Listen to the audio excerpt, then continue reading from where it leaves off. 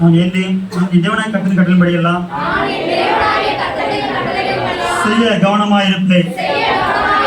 நான் கர்த்தருடைய சத்தத்திற்கு உண்மையாய் செவி கொடுப்பேன். நான் என் பொருளாலும் எல்லா விளைவின் முதல் பலனாலும் கர்த்தரை கனம் பண்ணுவேன்.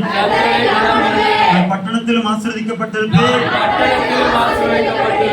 வெளியிலும் ஆசீர்வதிக்கப்பட்டிருப்பேன்.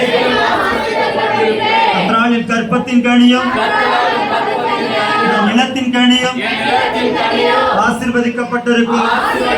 கர்த்தரால் என் கூடையும் ஆபிசைர் என் தொட்டியும் ஆசீர்வதிக்கப்பட்டிருக்கும். வருகையிலும் ஆசீர்வதிக்கப்பட்டிருப்பேன், போகையிலும் ஆசீர்வதிக்கப்பட்டிருப்பேன். எனக்கு எழும் சத்துருக்களை முன்பதாக முறியடிப்பார். ஒருபடியாய் புறப்பட்டு வருகிறவர்கள் வழியாய் ஓடி போவார்கள். களஞ்சங்களிலும் எல்லா வேலைகளும் நானோ கடன் வாங்காதிருப்பேன், அநேக ஜாதிகள் கடன் கொடுப்பேன். கர்த்தர் அப்பத்தின் தண்ணீரை ஆசீர்வதிக்கிறார், விளக்குகிறார். இயேசு கிறிஸ்து தழும்புகளால் சுகமாக்கப்பட்டிருக்கிறேன். எனக்கு சௌக்கியமும் ஆரோக்கியம் வரப்பண்ணி என்னை குணமாக்கினார். வெளிச்சமாக என் வயது போலாகிறது. கர்த்தரால் போதிக்கப்பட்டிருப்பார்கள், சமாதானம் பெரிதாயிருக்கும். பிள்ளைகளின் பந்தய சுற்றிலும் மரக்கன்றுகளைப் போல இருப்பார்கள்.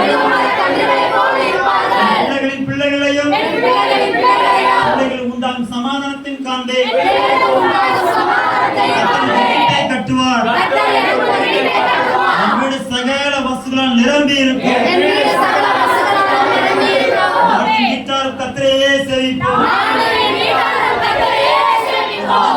சமாதானமும்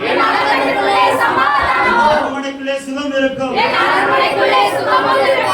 ஏற்ற காலத்திலே தேசத்தில் முன்மாறியை பெய்ய பண்ணுவார். நிலத்திற்கு பயிருண்டாக